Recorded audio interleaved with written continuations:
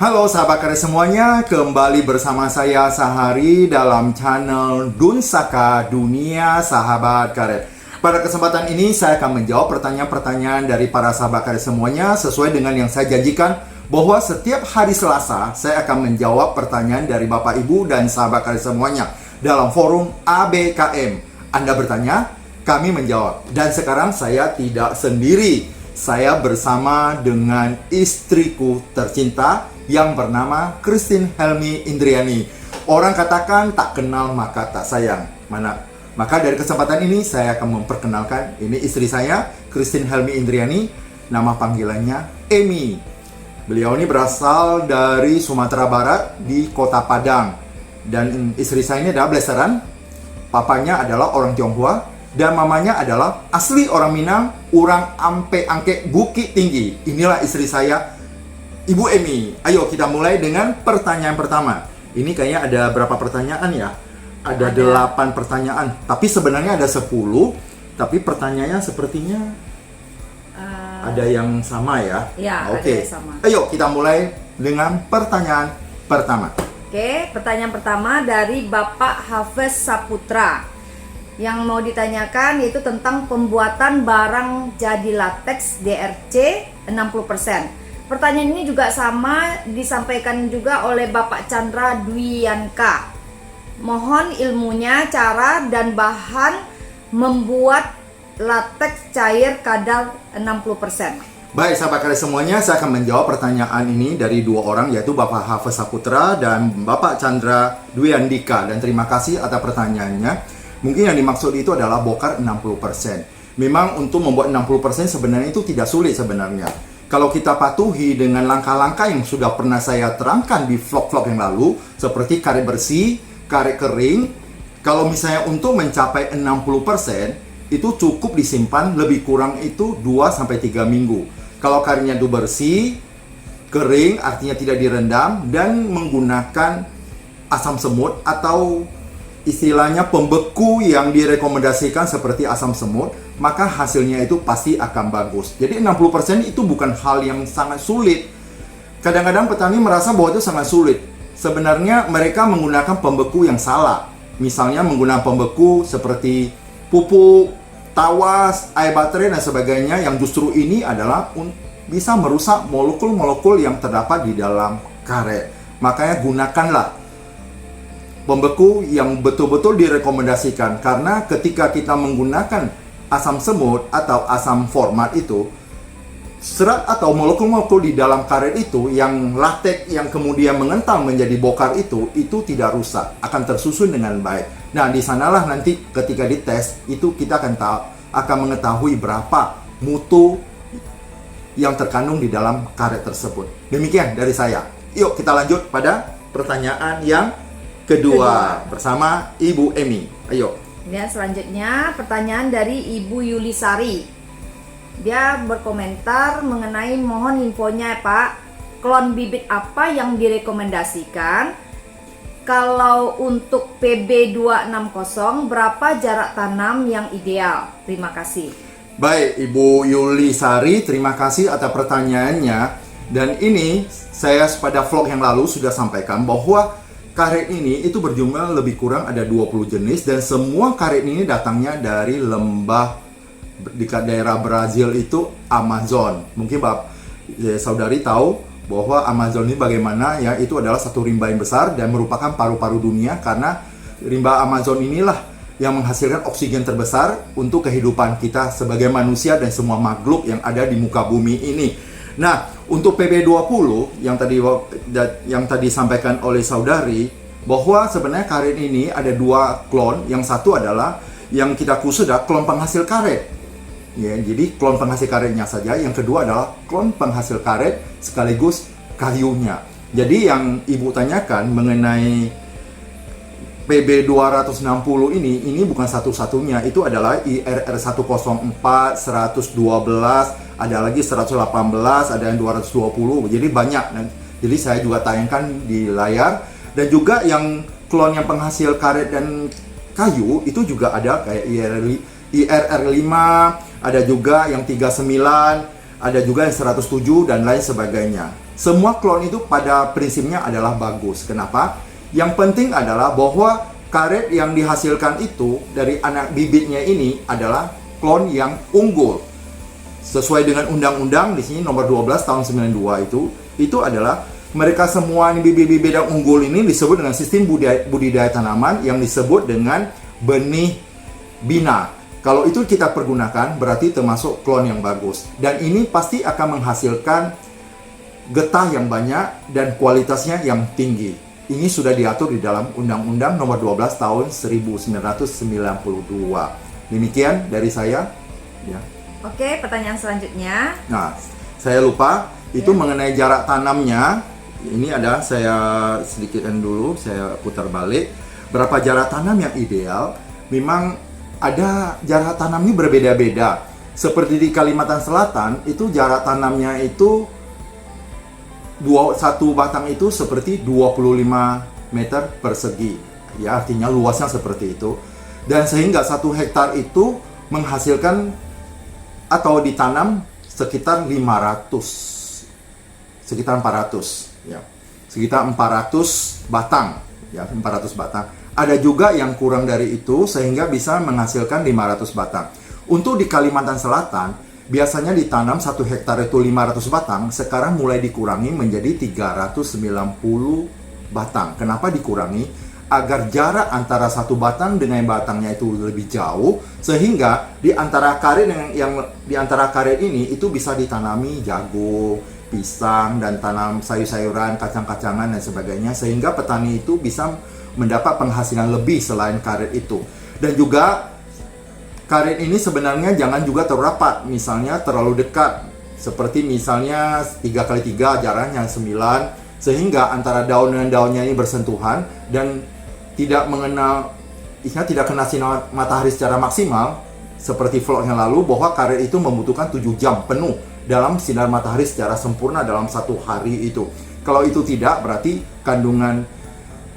kalau itu tidak tercapai, maka kualitas karetnya itu juga mungkin produksinya juga akan menurun karena karetnya itu tidak sehat kayak gitu. Jadi dia harus sehat dan kena sinar matahari yang cukup. Jadi ini semua diserahkan kepada kita mau berapa. Ada yang 7x3 atau 7x3, ada yang 4x5, berarti luasnya sekitar 20 meter persegi. Ada juga yang 3x4, ada juga yang 4x4. Ya, saya serahkan kepada saudari mau tanamnya seperti apa. Yang paling penting adalah saudari di dalam pikirannya itu mau berapa batang dalam 1 hektar.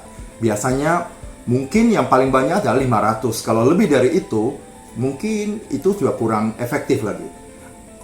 Ini semua tergantung kepada para petani semua. Ada yang 500, ada yang 400, ada yang 390, ada yang juga 376. Itu tergantung para petaninya. Karena mereka antara satu batang dengan yang lainnya itu akan ditanam dengan tanaman-tanaman untuk sebagai penghasil tambahan. Mungkin itu aja dari saya untuk pertanyaan dari saudari Yuli Sari. Oke, kita mulai dengan pertanyaan berikutnya. Ayo. Oke, selanjutnya pertanyaan dari Bapak Aldi Hardiansa. Ya, itu ya. Terus Yang mau ditanyakan, misalnya mau mengeraskan lateks cair jadi karet tanpa menggunakan bahan asam semut, apakah hasilnya akan bagus? Dan soalnya di daerah saya kebanyakan petani karet memakai bahan kimia yang tidak direkomendasikan. ya, baik. Ini Bapak Aldi Hardiansa, terima kasih atas pertanyaannya. Itu biasanya para petani mayoritas menggunakan air baterai. Ada juga yang menggunakan tawas, ada juga yang menggunakan pupuk. Sebenarnya itu tidak baik. Air baterai itu kadar asamnya terlalu tinggi, itu juga bisa merusak molekul-molekul di dalam karet. Bahkan sekarang sudah ada dibuat satu produk di mana kalau buyer itu datang ke kita, dia selalu membawa alat tersebut. Jadi alat tersebut seperti mengetes kehamilan.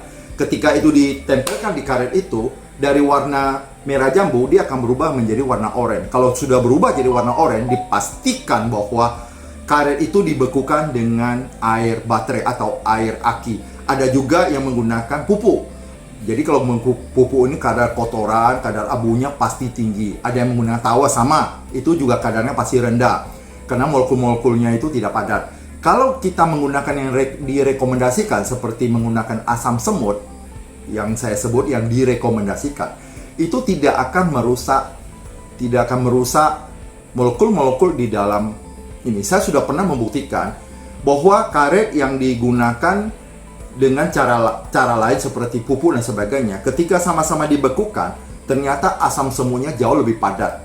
Ketika diuji, pada saat baru dibekukan, itu yang menggunakan asam semut itu sudah di atas sekitar 46-47%. Sedangkan yang menggunakan pupuk atau menggunakan yang lainnya itu seperti tahu. Ada yang menggunakan tawas seperti tahu, dan kadarnya itu di bawah 40%. Jadi lebih baik, Bapak Ibu, sekarang sudah banyak yang menjual asam semut itu, ya mereknya terserah. Yang penting itu untuk asam cuka untuk karet, bukan untuk yang lain ya, untuk karet. Jadi juga ada, misalnya Bapak ingin juga menggunakan asap cair, itu boleh juga. Asap cair itu sangat baik dan ramah lingkungan, tetapi kualitas karetnya itu setara dengan pupuk dan tawas. Makanya yang paling bagus itu adalah asam semut. Bahkan di negara tetangga kita Thailand itu dari negara itu menginstruksikan kepada para petani itu menggunakan asam semut yang direkomendasikan karena kualitasnya pasti bagus. Ketika kualitas dari karet itu bagus, yang bahagia itu siapa? Yang senang itu siapa? Pasti petani, karena harga jualnya itu juga sangat tinggi. Demikian jawaban dari saya. Ayo kita mulai lagi. Ayo Ibu, Emi semangat. Ya. Ini dari Ibu Ayuwi. Ya. Yang mau ditanyakan berat sampel PO dari total 1 palet. Ya. Yang kedua, berapa persen akurasi hasil tes PO mewakili 1 palet? Baik, ini saudari Ayuwi ini sangat aktif di dalam vlog saya ini ya. Banyak sekali pertanyaan-pertanyaan, saya lihat bagus sekali. Dan saya menilai bahwa saudari Ayuwi ini bukan seorang yang biasa-biasa saja. Dari saya lihat pertanyaannya, dari banyaknya pertanyaan yang masuk, itu adalah seorang yang hebat, yang luar biasa dan cerdas. Dan pertanyaan-pertanyaan itu tersebut sangat bagus sekali. Yang pertama adalah berat sampel PO dari total 1 palet. Kita kalau dalam 1 palet itu, total 1 palet itu adalah 36 bal. Dari 36 bal itu yang kita ambil sampel itu 4 bal. Jadi random.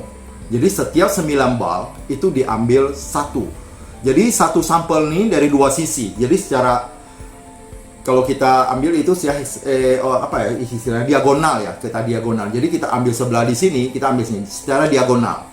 Kita ambil di sini dan ambil di sini. Rata-rata satu sampel yang kita potong itu 150 sampai 200 gram.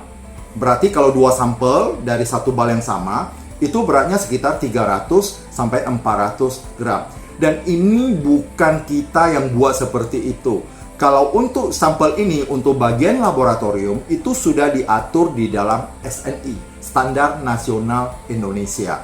Berarti, kalau kita lihat 4 sampel dari setiap bal, dari setiap 9 bal, berarti ada 4 sampel kan?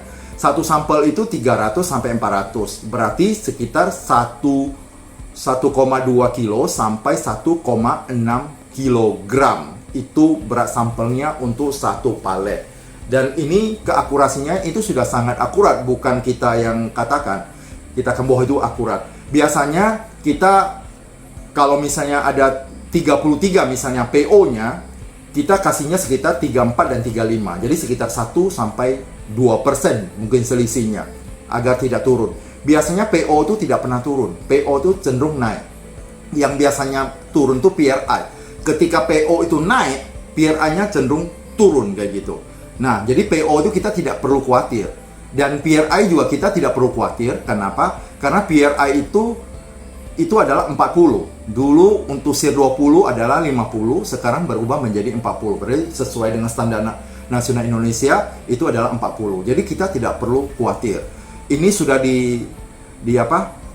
sudah dicantumkan di dalam SNI 1903 tahun atau versi 2017 yang terbaru. Yang lama mungkin sudah saya bahas yang lalu, itu yang versi itu yang SNI 06 1903 versi 2000, dan di sana semua sudah mengatur mengenai bagaimana sistem pengujian terhadap SIR yang sudah di oven, di dryer, dan kemudian sampelnya kita bawa ke dalam labor diuji, dan ini berdasarkan standar mutu Jadi bukan dikarang oleh kita. Kemudian yang kedua itu berapa persen? Ya kita katakanlah sekitar 1-2% mungkin larinya. Makanya kita untuk PO ini, kalau dia ordernya seperti ada yang order, dia ada rank kasih ke kita 33 sampai 41, ada yang seperti itu. Ada juga yang misalnya 30 sampai 36 atau 37. Jadi kita mengambilnya ada jalan tengah. Kita contohkan satu buyer dia mintanya 33 sampai 41 PO-nya. Yang kita kasih adalah 35 sampai 38. 35 sampai 38. Itu menghindari terjadi kesalahan kita pengujian tersebut. Dan kesalahan sebenarnya pengujian ini sebenarnya itu boleh katakan sangat minim karena ketika satu PO ini dari sampel itu kita ujinya 3 kali. 1, 2, 3. Kita ambil rata-ratanya. Itu satu.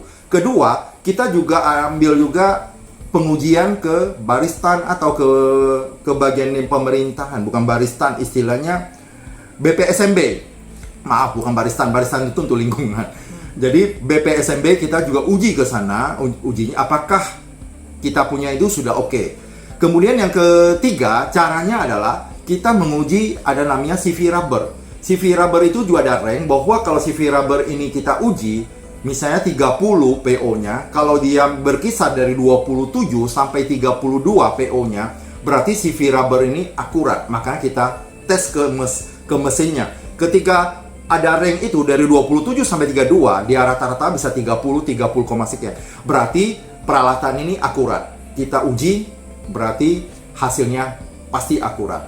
Ini cara kerjanya seperti itu. Terima kasih Saudari Ayui. Yuk kita mulai lagi.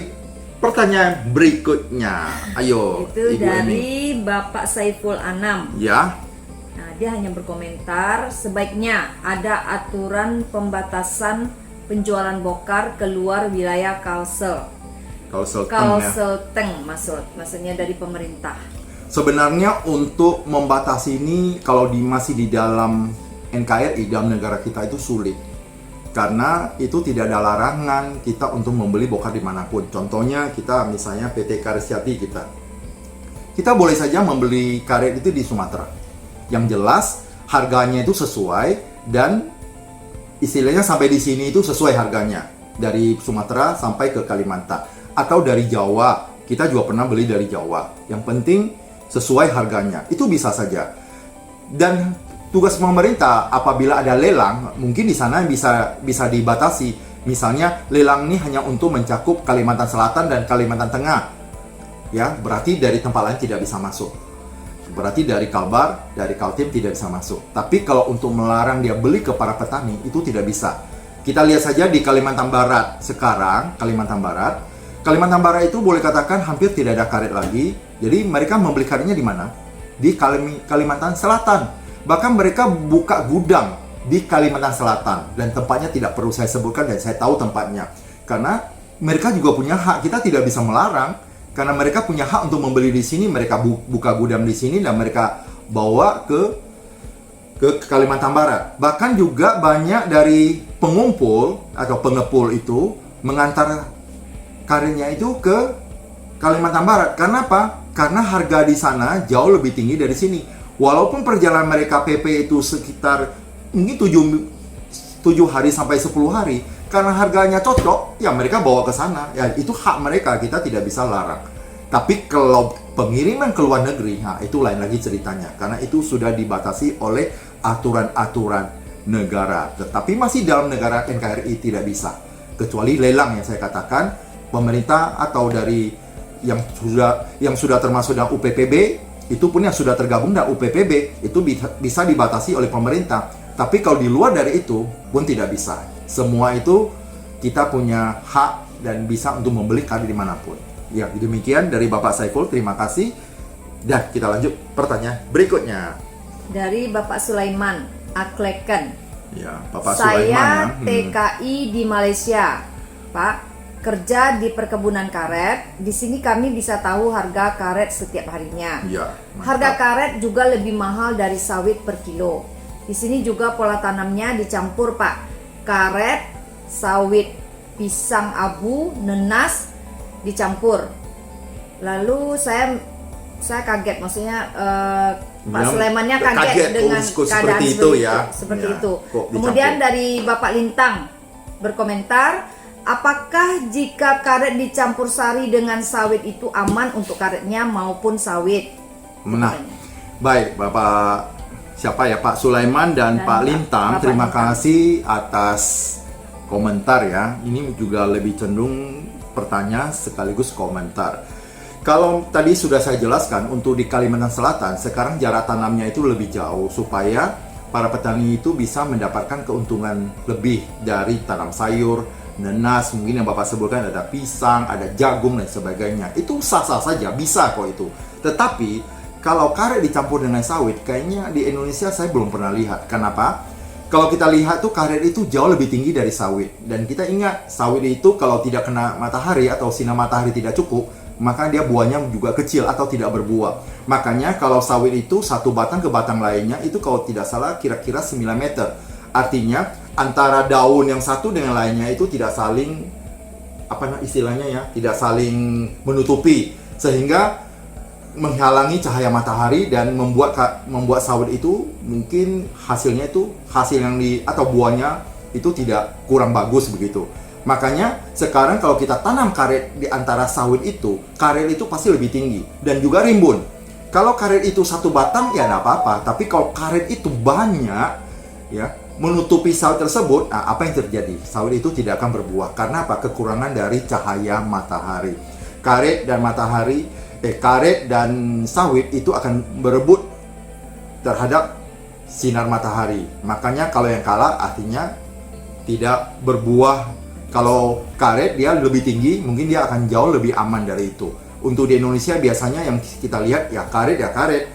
Kalau yang sawit ya sawit. Tapi kalau untuk jarak tanam antara sawit dengan sawit jauh, di tengahnya bisa tanam nanas, ya silakan saja. Atau karet dari satu dengan batang lainnya ditanam lebih jauh, bisa tanam nanas dan sebagainya sebagai untuk pendapatan tambahan dari para petani, dan itu sebenarnya boleh saja, tidak masalah. Itu ada pemikiran seperti itu jauh lebih baik, karena dengan harga karet sekarang begitu, yang boleh katakan jatuh, jadi setidaknya petani karet itu juga mempunyai penghasilan cadangan, penghasilan tambahan, sehingga kehidupan mereka itu bisa terus berjalan. Oke, mungkin itu aja. Ya, terima kasih Bapak Sulaiman dan Bapak Lintang atas pertanyaannya. Oke, Ibu Emi, kita mulai lagi. Kemudian Nah, dari siapa lagi ini? Bapak Emmanuel Sentosa, Ya, itu daerah saya Kalimantan Barat sudah banyak petani karet mengganti kebun karetnya menjadi tanaman sawit. Apakah jika pasokan getah karet sudah langka harga bisa naik? Karena harga karet di daerah kami masih murah. Terima kasih. baik, terima kasih Bapak Immanuel Sentosa atas pertanyaannya. Itu luar biasa pertanyaannya. Ini di Kalimantan Barat berarti daerah Ponti ya. Di sana memang Ponti sudah sangat langka dengan karet karena sudah banyak migrasi ke sawit. Apalagi sekarang harga sawit lagi naik-naiknya. Apalagi para petani mungkin ingin migrasi semua ke sawit. Memang kalau kita lihat harga per kilonya, sawit sekarang rata-rata mungkin 2.500. Harga karet bisa lebih tinggi 6.000. Cuma mungkin tandan dari sawit itu lebih besar dan keuntungannya bisa lebih banyak. Jadi itu biasalah, terjadi migrasi dan sebagainya itu biasa saja. Cuma untuk karet langka seperti Indonesia termasuk pemasok nomor 2 dunia. Yang pertama Thailand, kedua Indonesia, 3 Vietnam, keempat Malaysia. Cepat atau lambat nanti kondisi Indonesia itu akan seperti Malaysia. Malaysia dulu adalah nomor 1 penghasil atau produsen karet nomor 1, tapi sekarang sudah menempati posisi keempat karena di sana itu mereka ganti dengan sawit. Karena sedikitnya lahan itu, mereka juga banyak hengkang bahkan lari ke Indonesia untuk menanam sawit. Sehingga pohon karet atau tanaman karet ini semakin lama semakin tergeser. Akhirnya Indonesia ini bisa jadi akan menjadi langka terhadap tanaman karet. Nah, kalau seandainya Indonesia itu katakanlah tidak memproduksi karet lagi, apakah harga di dunia itu bisa naik? Bisa iya, bisa tidak. Kalau bisa naik, maksud saya, negara-negara lain itu tidak mampu mensupport penggunaan karet oleh dunia atau secara global atau kurang. Tetapi kalau misalnya Indonesia tidak memproduksi karet lagi, ternyata negara-negara lain di ASEAN bisa menutupi kekurangan karet dunia itu, harga karet juga tidak akan naik. Jadi ini tergantung. Tapi saya yakin kalau negara Indonesia kekurangan karet, pasti harga suatu saat akan naik. Karena saya lihat data yang dari tahun yang lalu, 2020, itu support untuk dunia itu hampir 2,5 juta ton ya untuk karet kita pasarkan ke mancanegara. Mungkin Thailand lebih besar dari kita ya, kita kira-kira 50% dari Thailand. Kalau kita 2,5, Thailand lebih kurang sekitar 5 juta ton. Nah, Thailand, Indonesia, dan Malaysia itu menguasai 70% karet secara global. Kalau Indonesia tidak, berarti Indonesia kalau 50% dari Thailand, berarti ya sekitar tinggal 40-50%. Apabila seperti Myanmar, Vietnam, Laos, Kamboja, mereka memperbesar produksinya atau menanam karetnya sehingga menutupi kekurangan yang biasa dikirim oleh Indonesia, berarti harga karet juga akan stagnan. Tapi saya merasa yakin bahwa kalau harga karet ini langka, semakin langka, suatu saat harga karet ini pasti naik, hanya menunggu waktu. Karena sekarang sudah mulai ada organisasi untuk menanam karet secara berkelanjutan. Ini sudah mulai ada, sudah mulai. Pabrik ban ini sudah mulai. Itu berarti mereka sudah menyadari bahwa dengan adanya karet, komoditas karet ini sudah mulai terjepit dan mulai tergeser, sehingga para petani itu tidak mau menderes atau menoreh karet lagi. Mereka cenderung pindah atau hengkang ke tanaman sawit. Baik, ini yang saya jawab untuk Bapak Emmanuel Santosa ya. Ya, terima kasih banyak atas pertanyaannya yang luar biasa. Oke, kita lanjut Ibu Emi. Ayo, gimana lagi? Dari Bapak Saiful Anam. Oh, masih Bapak Saiful Anam ya. Tadi juga sudah ada. Ya, Oke. salam sehat Dun Saka. Ya, salam sehat kembali. Mohon izin bertanya, disampaikan bahwa pengujian PO ada 2 bagian. Yang pertama pengujian PO pada bokar, dan yang kedua pengujian pada saat karet sudah kering.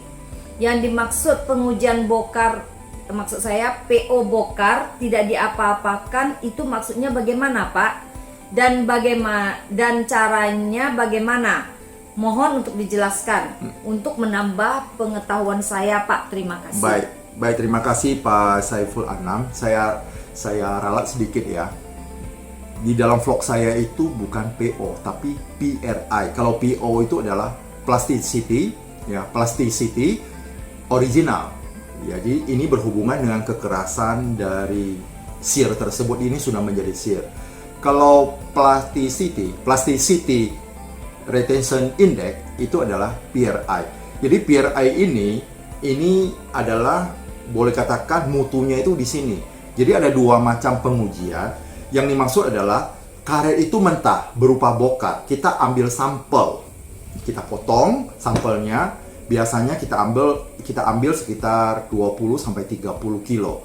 Nah, kita potong, kemudian kita giling. Sudah giling itu, kita ambil sampelnya itu yang mentah ini, yang sudah kita giling ini, kita bawa ke labor, kita uji. Nah, di sana kita bisa lihat itu disebut dengan K3, kadar karet kering. Pada saat karet itu masih mentah, itu dimasukkan ke dalam oven, itu melihat ketahanan ya.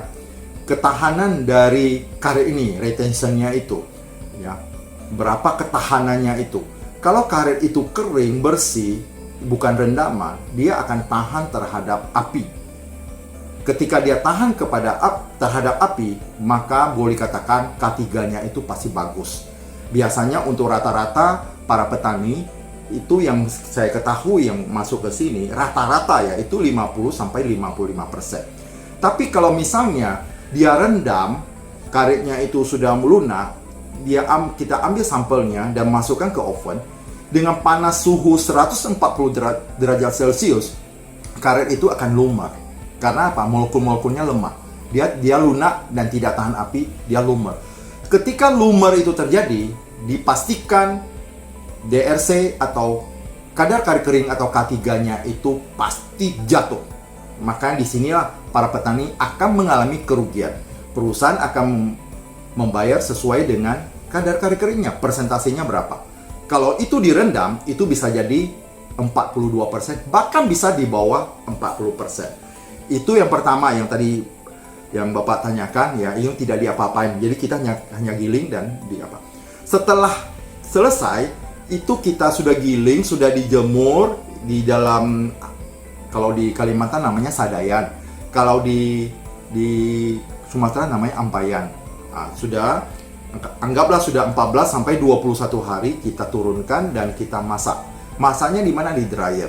Nah, setelah masak di dryer itu sudah berubah menjadi sir, bukan ser ya. Ser itu tuan. Menjadi sir standar Indonesia rubber. Ya, sir ini apakah itu sir 5, sir 10 ataupun sir 20, itu kita ambil. Yang pernah saya bahas PRI itu dipotong. Dari 36 bal satu palet itu yang kita ambil itu 4 bal random. Jadi setiap 9 bal diambil dengan berat sekitar 300 sampai 400 gram. Ya, maksud saya itulah diuji di lab. Itu berarti sudah dimasak di dryer. Dan di lab itu setelah ada pengkancingan yang pernah saya sampaikan, mungkin juga nanti saya tayangkan di layar. Pengancingan itu ada 6. 6 itu dibagi 2. 3 lagi untuk PO, 3 lagi untuk PRI. Untuk PRI itu dimasuk lagi ke oven. Langsung dioksidasi dengan suhu 140 derajat yang tinggi selama 30 menit. Setelah dioksidasi selama 30 menit, didinginkan, baru dites. Baru kita lihat PRI-nya berapa. Dan tidak boleh kurang dari 40. Kalau di atas 40, berarti kualitasnya oke, kita bisa jual. Kalau misalnya dia 60, itu oke juga, oke sekali. Ada juga yang mungkin request, tapi jarang sekali PRI ini di request oleh pembeli. Biasanya mereka request itu adalah PO. Ya, itu dia Bapak Ibu. Jadi ada 2 ya. Yang satu lagi untuk menentukan K3, ketahanan karet itu. Yang kedua juga PRI untuk ketahanan karet itu sudah berubah menjadi sir. Sedangkan untuk PO, dia tidak perlu dimasukkan ke oven lagi. Ketika dari dryer diambil, digiling semua, sudah homogen, penipisan, langsung dikancing, langsung dites. Itulah disebut dengan PO. Oke, terima kasih Bapak Saiful Anam, luar biasa. Ini pertanyaan 2 saya jawab terus. Ayo Ibu Emi, cepat, semangat. Pertanyaan dari Ibu Ayuwi. Ya. Seandainya saya bawa karet ke tempat Bapak 10 ton, lalu diambil sampel katakanlah 100 kg. Komen saya, bagaimana mungkin hasil 100 kg mewakili 10 ton? Hanya 1% dari 10 ton. Kalau dipersentasekan, 100 bagi 10.000, 0,01 sama dengan 1%. Menurut saya tidak logis 1% dapat menentukan harga karet para pedagang karet. Ya, luar biasa nih Ibu Ayuwi ya. Pertanyaan itu memang hebat ya, luar biasa. Tapi itu sebenarnya dari hasil kerja ini bukan dikarang oleh perusahaan. Tapi ini sudah menjadi satu standar kerja. Misalnya, kalau Ibu katakan itu misalnya 10 ton, berarti Ibu menggunakan tronton. Ya, tidak bisa menjadi cold diesel. Cold diesel itu ya paling beratnya ya 5 sampai 6 ton ya. Kalau terlalu berat nanti bisa patah pirnya. Tapi oke lah kita katakan menggunakan tronton 10 ton. Memang yang kita ambil itu sekitar 25 sampai 30. Ada yang 20 sampai 30. Nah, jadi kita bukan hanya langsung uji. Para kepala pembelian itu bukan anak kemarin sore. Mereka ini sudah berkecimpung di Bokar ini sebagai kepala pembelian ini bukan 1-2 tahun. Itu kepala pembelian saya, Pak Sutrisno, itu sudah hampir 30 tahun. Beliau ini sebagai di pembelian Bokar. Jadi, saya pernah juga bertanya, kalau dia lihat saja dia sudah tahu nih kadarnya berapa. Itu secara visual. Tapi sekarang perusahaan tidak mau ambil risiko. Risikonya bisa jadi pada para petani dan risikonya juga bisa untuk pabrik karet. Kita maunya 50-50. Tidak ada yang dirugikan salah satu pihak. Makanya kita ambil sampel. Sebelum diambil sampel itu, kepala pembelian itu sudah ada mentafsir secara global itu berapa. Karena setiap hari dia melihat karet ini, dia tahu bahwa karet ini kalau misalnya kepala pembelian yang ragu, karet itu akan di circle, dibelah. Dia lihat dalamnya, ambil random, misalnya berapa 100 kilo, secara random diambil, dibelah. Dilihat dalamnya, ternyata semua rata-rata randomnya bersih. Berarti kualitas karetnya, misalnya kita contohkan misalnya 70%. Nah, nanti masukkan, kita ambil. Dan mereka juga untuk ambil sampel ini bukan sembarangan ambil, ada caranya mengambil sampel itu harus mewakili. Artinya, nanti setelah diturunkan itu nanti dipisahkan. Ada grade A, grade B, grade C. Grade C tersendiri. Karena grade C ini betul-betul kotor, biasa direndam, kotor, banyak lah, bau sekali, itu grade C itu tersendiri. Tapi grade A, grade B itu nanti diambil secara random dan mewakili semuanya.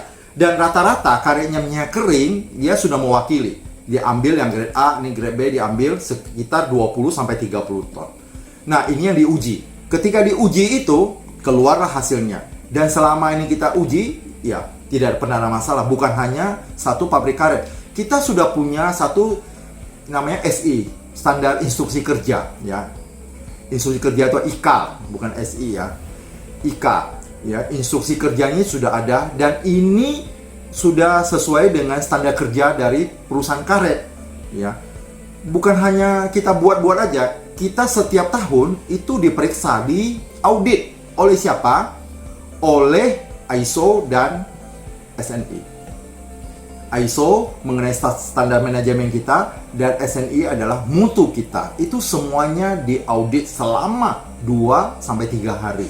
Itu semua dibongkar bagaimana cara kita untuk mengetes dan masuk ke labor dan sebagainya. Dan orang yang duduk sebagai auditor ini bukan orang sembarangan. Mereka adalah orang profesional dan mereka tahu bagaimana mengenai karir itu. Mereka betul-betul tutup mata. Luar biasa mereka itu. Jadi kita tidak bisa sembarangan saja. Jadi kita sudah mengambil yang mewakili dari 100 ton ini.